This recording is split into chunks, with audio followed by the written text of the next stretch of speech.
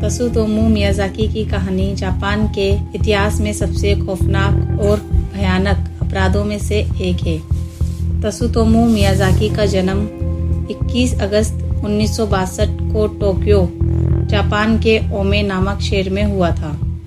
Miyazaki जन्म से ही हाथों की विकृति के साथ पैदा हुए थे। उनके हाथ ठीक से नहीं जुड़ पाए थे, जिसके कारण उनकी उंगलियों पंजों की तरह दिखती थी।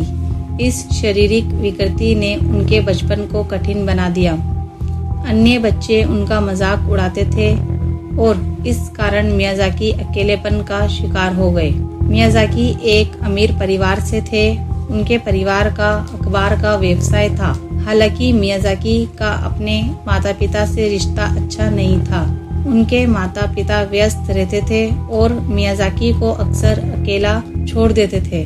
इस कारण से मियाज़ाकी ने खुद को और भी ज्यादा अलग कर लिया। शुरुआत में मियाज़ाकी एक अच्छे छात्र थे, लेकिन जैसे जैसे वे बड़े हुए उनकी पढ़ाई में रुचि कम हो गई।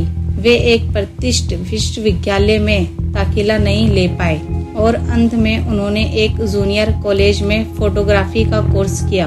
मियाज़ाकी का सामाजिक जीवन बहुत सीमित था।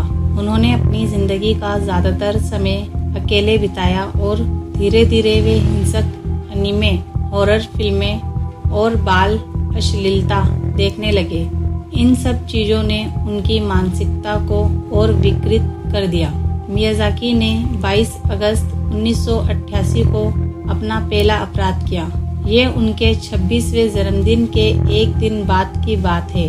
उन्होंने सेतामा प्रांत से 4 साल की एक बच्ची मारी कोन्नो का अपहरण किया। उन्होंने मारी को मार डाला, उसके शव के साथ यौन दुर्व्यवहार किया और फिर उसके शरीर के कुछ हिस्सों को काट कर खा लिया। उन्होंने मारी के कुछ अवशेषों को अपने घर में सुरक्षित रख लिया। मियाज़ाकी ने अपनी दूसरी हत्या 1988 के अंत में की। उन्होंने 7 साल की मासामी योशिजावा का अपहरण किया और उसे मार डाला। उनका तरीका वही था, पहले बच्ची को फुसलाकर अपने साथ ले जाना, फिर उसका गला घोंटकर हत्या करना और उसके बाद शव के साथ विकृत हरकतें करना। मियाज़ाकी का अगला शिकार 4 साल की एरिका नंबा थी। उन्होंने 1989 की शुरुआत में उसका अपहरण किया। उन्होंने एरिका की भी वही दर्दनाक मौत दी जो उन्होंने मारी और मासामी के साथ की थी। मियाज़ाकी की चौथी और आखिरी शिकार थी 5 साल की अयाको नोमोटो।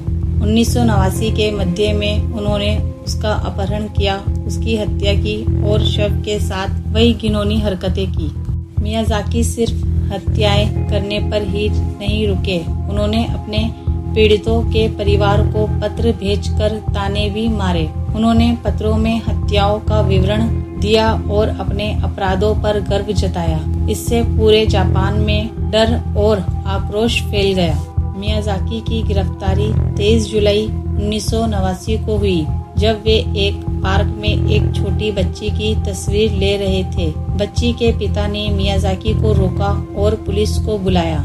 जब पुलिस ने मियाज़ाकी के अपार्टमेंट की तलाशी ली तो उन्हें वहां पर बच्चियों के शव के हिस्से, तस्वीर और वीडियो टिप्स मिले। मियाज़ाकी का मुकदमा 1997 में शुरू हुआ। मियाज़ाकी के वकीलों ने दावा किया कि वे मानसिक रूप से बीमार हैं और उन्हें अपने अपराधों का सही गलत का ज्ञान नहीं है, लेकिन अदालत ने इस दलील को खारिज कर दिया। मियाज़ाकी को दोषी करार दिया गया और फांसी की सजा सुनाई गई। त्सुतोमू मियाज़ाकी को 17 जून 2008 को टोक्यो डिटेंशन हाउस में फांसी दे दी गई। मियाज़ाकी के अपराधों ने जापान को हिलाकर रख दिया।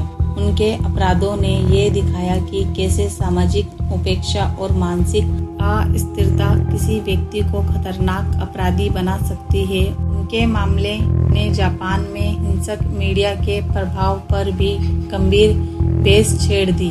मियाज़ाकी की कहानी आज भी एक चेतावनी के रूप में खड़ी है, जो समाज के उपेक्षा और मानसिक कमजोरी की अनदेखी के खतरों को दर्शाती है। अगर आपको ये कहानी अच्छी लगी हो तो लाइक और सब्सक्राइब कीजिए।